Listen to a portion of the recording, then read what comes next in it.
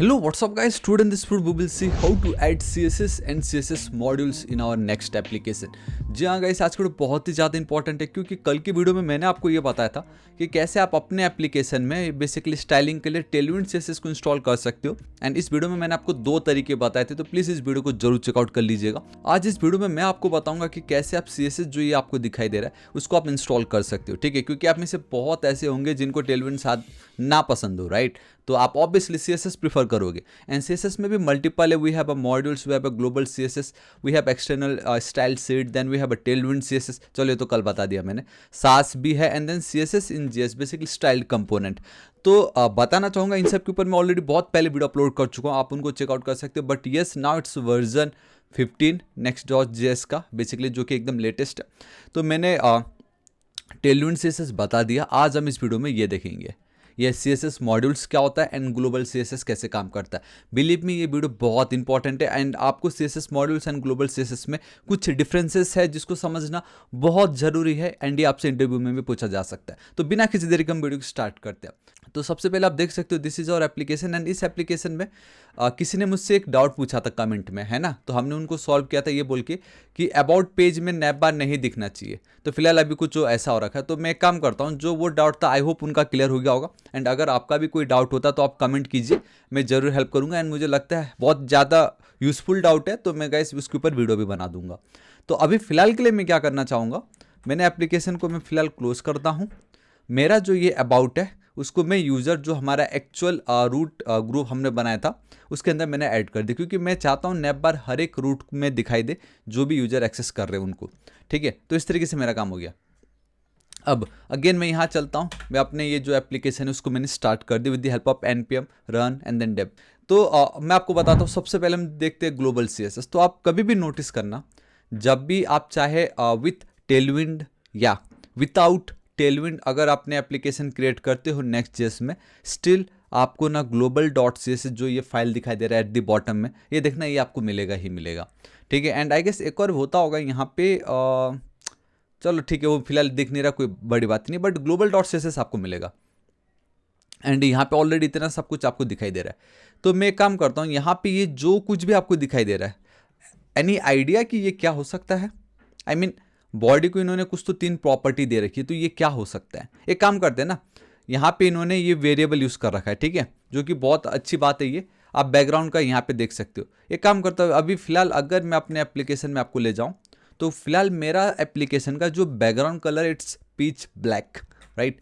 तो क्या होगा इस यहाँ पे ये जो बैकग्राउंड कलर इन्होंने ये यूज़ कर रखा। अब फिलहाल थोड़ी देर के लिए मैं एक काम करता हूँ, यहाँ पे मैं रेड कर देता हूँ, ठीक है? मैंने थोड़ी देर के लिए रेड कर दिया। अब मैं अगर यहाँ चलता हूँ, ये काम कर रहा है। एक बार इसको मैं रिफ्रेश करके दिखाता हूँ आप लोगों को। एंड बूम गाइस, अब आप देख सकते हो कि यहाँ पे जो इसका स्टाइल है वो चेंज हो चुका है। मतलब बैकग्राउंड कलर जो थोड़ी देर पहले ब्लैक था, नाउ इट्स रेड। क्यों हुआ ये? उसके पीछे का रीज़न क्या है? रीज़न यही है कि यहाँ पे आपने global.css के अंदर आप क्या कर रहे हो, आपका ये जो बॉडी एलिमेंट है, ठीक है, जो आपका ये बॉडी एलिमेंट ही कह लीजिए, टैग क्या बोलना, उसको आप टारगेट कर रहे हो। एंड आपने बोल दिया कि भाई उसका जो बैकग्राउंड कलर होगा वो मुझे रेड चाहिए। तो ये है आपका global CSS। It means the moment इस ग्लोबल CSS के अंदर आप कुछ भी CSS की प्रॉपर्टी ऐड करते हो, देन वो एंटायर आपके एप्लीकेशन में जो भी पेज है जहाँ पे भी आप इसको इंपोर्ट करोगे वो वहाँ पे अप्लाई हो जाएगा।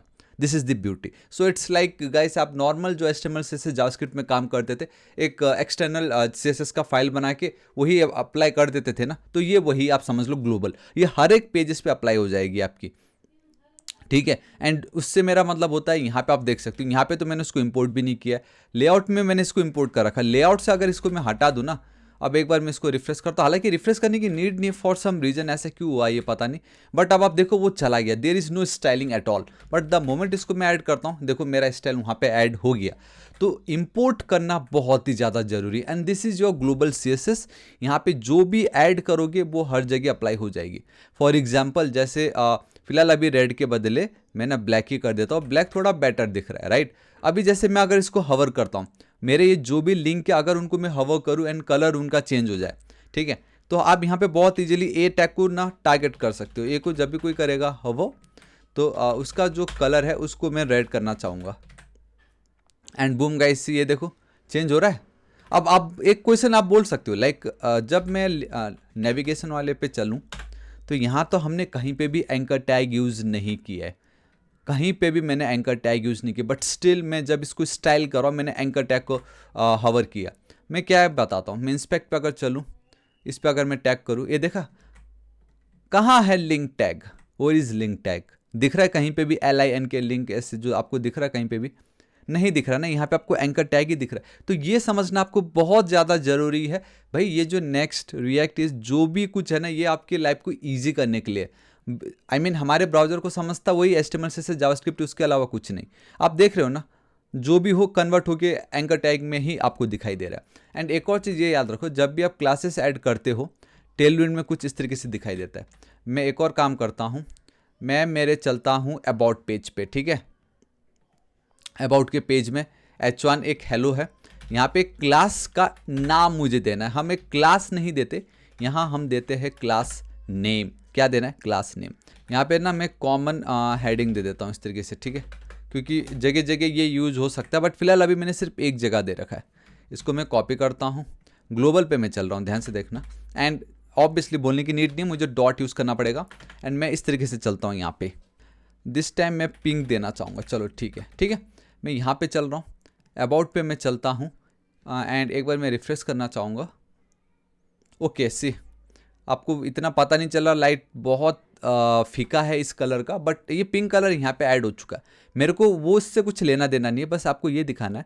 जब आप यहाँ पे हवर करोगे, just look at here, like class name हमने लिखा था, बट यहाँ पे आपको क्लास दिखाई दे रहा है। ध्यान दीजिए, ये छोटी छोटी चीज़ें आपसे पूछा जा सकता है कि वहाँ तो हमने क्लास नेम लिखा है, बट यहाँ पे आपको क्लास दिखाई दे रहा है। एंड सेकेंड थिंग, क्लास का जो भी नाम मैंने लिखा है वो एज इट इज़ मुझे यहाँ पे दिखाई दे रहा है। दो चीज़ें आपको ध्यान में रखना है अभी फिलहाल के लिए, क्योंकि जब हम CSS मॉड्यूल्स पे काम करेंगे भाई ये चेंज होने वाला है। तो ये आप ध्यान रखो, ग्लोबल CSS में कुछ वो ऐसे काम कर रहा है, ठीक है। बस इतना ही इसको दिखाना था। And this is our global CSS। फिर से याद दिलाना चाहूँगा, मैं already world best CSS course upload कर चुका हूँ। अभी तक आपने चेकआउट नहीं किया, मैं आपके हाथ पढ़ता हूँ, इस वीडियो को एक बार जरूर चेकआउट कीजिएगा। इससे बेटर CSS कोर्स आपको कहीं नहीं मिलने वाला। आप देख सकते हो गाइस, बहुत मेहनत की इसमें मैंने। तो अब हम देखते हैं CSS मॉड्यूल्स। मैं आशा करता हूँ ग्लोबल CSS आपको पता चल गया, कोई बड़ी बात नहीं, आराम से नॉर्मल जो CSS यूज होता था ये बस उसी तरीके से आप इसको मान लो। बस यस, इंपोर्ट करना मत भूलना, और इंपोर्ट करने का तरीका भी मत भूलना, जहाँ पे इंपोर्ट एंड देन जो भी फाइल है उसको हम कर रहे हैं। ये तीसरा चेंज है यहाँ पे, इंपोर्ट देखने का तरीका भी आप देख लो। Alright, now let's talk about CSS modules. What is CSS modules? बहुत बार ऐसा हो सकता है कि आपने एक मैं अपना सर्विस वाले पेज पे चलना चाहूँगा। लेट्स से आप ऑलरेडी एक फाइल का नाम दे चुके हो, आई मीन एक क्लास का नाम दे चुके हो, दैट इज़ कॉमन हेडिंग, ठीक है। मैंने वो बाकी जगह यूज़ की, बट मैं चाहता हूँ मेरे सर्विस वाले पेज पे भी एक H1 है, वहाँ पे भी उसका जो क्लास का नाम हो वो कॉमन हेडिंग हो, बट अलग हो, राइट। तो उस केस में आप CSS मॉड्यूल यूज़ करोगे। मतलब ये हुआ कि इस पर्टिकुलर कंपोनेंट के लिए आप अपने एक CSS मॉड्यूल्स क्रिएट कर सकते हो, जिसमें जो भी क्लास नेम आप उस पर ऐड करोगे वो सिर्फ और सिर्फ इसको ही टारगेट करेगा। एंड उसमें जो भी क्लासेस अगर डुप्लीकेट भी आप यूज़ करो जो ग्लोबल CSS में ऑलरेडी एग्जिस्ट करता है, फिर भी हमें कुछ लेना देना नहीं, क्योंकि वो CSS मॉड्यूल सिर्फ और सिर्फ इस पर्टिकुलर सर्विस वाला जो पेज है उसको ही वो डेडिकेटेड रहेगा। लेट्स एज्यूम आपके पास कोई 5 डिफरेंट कंपोनेंट्स है, आप ये कह लो डिफरेंट पेजेस है। अबाउट पेज अलग है, सर्विस पेज अलग है, पोर्टफोलियो अलग है, कॉन्टैक्ट का अलग है, एंड आप चाहते हो कि हर एक में अलग अलग स्टाइल मुझे ऐड करना है जो कि इंडिपेंडेंट हो एक दूसरे से। तो वहाँ पे आप CSS मॉड्यूल एक सर्विस के लिए बना लो, एक CSS मॉड्यूल आप अबाउट के लिए बना लो, एक CSS मॉड्यूल आप पोर्टफोलियो के बना लो, एक CSS मॉड्यूल आप कॉन्टैक्ट के लिए बना लो। बस इस तरीके से आप समझ लीजिए। मैं आपको अभी दिखाता हूँ, मैं सर्विस वाले पे चल रहा हूँ, यहाँ पे एक फाइल क्रिएट कर रहा हूँ। आप CSS डॉट मॉड्यूल इस तरीके से आप लिख सकते हो, और एल्स आप लिख दो सर्विस डॉट, सो गाइस मैं यहाँ पे क्या लिख रहा हूँ, service dot module dot CSS, ठीक है। आपको ये मॉड्यूल डॉट CSS लिखना जरूरी है। यहाँ पे करना कुछ नहीं है, जो आपने वो कॉमन हेडिंग सेलेक्ट किया तो वही कीजिए। अब इसका जो कलर है वो मैं करना चाहूँगा रेड, ठीक है। ध्यान से देखिएगा, कॉमन हेडिंग मेरे ग्लोबल डॉट CSS पे भी है। If you remember, here we have a common dot heading, same वही क्लास नेम मैंने यहाँ पे यूज़ की। देखो सेम क्लास नेम मैं यूज़ कर रहा हूँ। अगर आप एक ही फाइल पे करते तो जो सबसे बॉटम पे वो अप्लाई हो जाता, ऊपर को इग्नोर कर देता। दैट्स द मेन ड्रॉबैक, है ना। बट यहाँ पे अब इंडिविजुअल है भाई, मॉड्यूल वाले CSS फाइल जितने भी उनको ग्लोबल से लेना देना नहीं है, ठीक है, ना इसको उससे लेना देना, वाइस वर्सा आप कह लीजिए। तो मैं यहाँ पे चलता हूँ। अब ध्यान से देखना, फिलहाल अभी अगर मैं यहाँ चलता हूँ, एक बार रिफ्रेश करूँगा, हालांकि नीड नहीं है उसकी, मैं अगर सर्विस पे चलूँगा ना, तो आप देखो यहाँ पे मुझे कौन सा कलर दिख रहा है, मुझे पिंक कलर दिखाई दे रहा है, मुझे वो कलर दिखाई दे रहा है जो मैंने ग्लोबल डॉट सीएसएस में अप्लाई किया था। Why? Because global dot CSS में we have the same class name, that is your common heading which we have in our service page also, common heading. But मेरे को तो यहाँ red colour चाहिए, that's why we created service dot module dot C S S file, and हमने already वहाँ पे colour add भी कर दिए। बट हमारे सर्विस फाइल को कैसे पता चलेगा कि भाई आपके लिए तो हमने एक specific C S S file बना दी, रिलैक्स करो, जो चाहिए आप वहाँ पे ऐड करते जाओ, किसी को लेना देना नहीं, बट बताना पड़ेगा ना ये चीज़ तो हमें, राइट? बस वही है ये। यहाँ पे आप ध्यान से देखिएगा, ये बहुत इंपॉर्टेंट है, आप इसको मिस नहीं कर सकते। एंड दैट इज इम्पोर्ट हम कैसे करेंगे इसको, ठीक है? सो इम्पोर्ट, अब यहाँ पे आपके ऊपर है, नॉर्मल कन्वेंशन तो स्टाइल है, बहुत सभी लोग फिर क्लासेस भी लिखते हैं या क्लास भी लिखते हैं, but let's go with style only. From कहाँ से, डॉट फॉरवर्ड स्लैश करते ही देखो service dot module dot C S S. आपने नोटिस किया, लाइक द मोमेंट आप जब लेआउट वाले फाइल पे जब वो ग्लोबल सी एस एस को इम्पोर्ट कर रहे थे, this is how we did, right? Simple import keyword लिख के जो भी फाइल का पाथ है वो हमने यहाँ पे रख दिया। बट जब आप modules dot C S S वाले फाइल्स क्रिएट करते हो एंड देन जब आपको उसको इम्पोर्ट करना होता है, सो दिस इज इट, इस तरीके से करना पड़ता है। लाइक इम्पोर्ट कीवर्ड दोनों में सेम है, जो रूट है वो दोनों में सेम है, बट आपको एक नाम देना है उसको एंड देन आपको फ्रॉम लिखना पड़ेगा। अब इससे क्या होगा, ये जो क्लास नेम आपने कुछ इस तरीके से दिया है ना, इसको आपको कर्ली ब्रेसेस के अंदर लिखना पड़ता है, ठीक है? एंड देन आपको यहाँ पे बोलना पड़ेगा स्टाइल डॉट, है ना? इसको अगर मैं हटा भी दूँ, लेट्स चेक इट आउट, क्या ऑटो सजेशन आता है? स्टाइल डॉट, नहीं ऑटो सजेशन तो नहीं आ रहा, but let's check it out क्या होता है, कॉमन। तो आप देख सकते हो गाइस, अगर हम हाइफन यूज़ कर रहे हैं ना तो वो ये ले ही नहीं रहा है। तो अब मैं आपको बताता हूँ, अंडरस्कोर अगर होता तो ये ले लेता। तो हम एक काम करते हैं, इसको मैं यहाँ पे चलता हूँ, इसको मैं चलो अंडरस्कोर कर देता हूँ, कंट्रोल एस सेव। एक काम करता हूँ, global dot C S S पे भी इसको मैं अंडरस्कोर करता हूँ, ताकि ऐसा ना लगे यार दोनों तो अलग है, बट खैर अब नहीं होने वाले अलग, है ना? Control S save. देखो यहाँ पे भी सेम है एंड वी हैव यहाँ पे भी सेम है।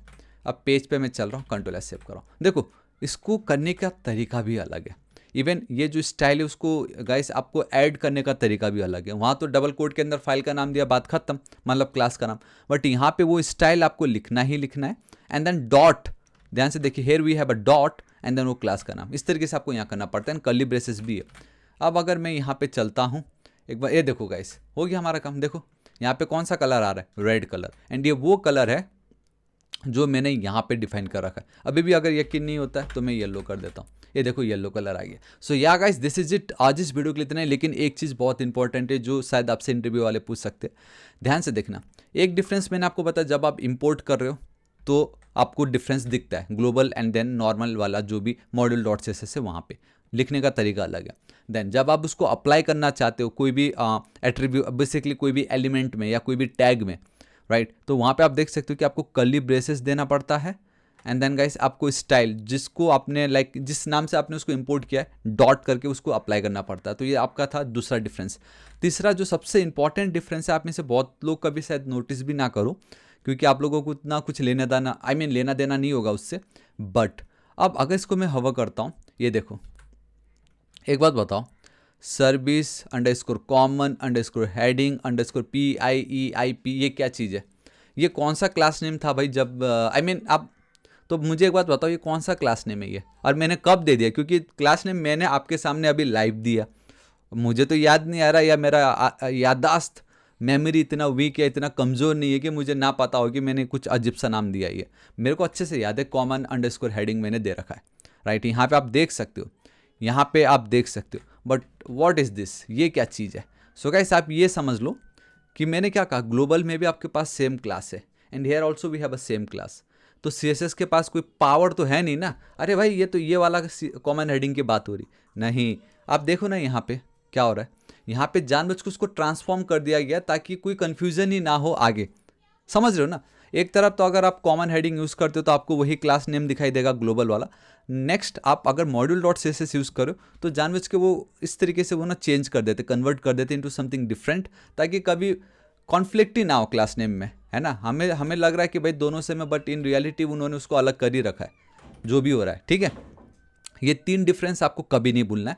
So now guys it's up to you कि आपको टेलविंड यूज़ करना है या आपको ये मॉड्यूल्स यूज़ करना है, ठीक है।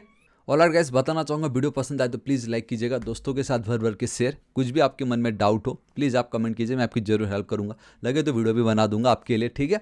And our next target is 8 lakh subscriber, अभी तक सब्सक्राइब नहीं किया तो प्लीज़ कर दीजिएगा। मिलता हूँ मैं आपको कल की वीडियो में। Till then guys, thank you so much, take care.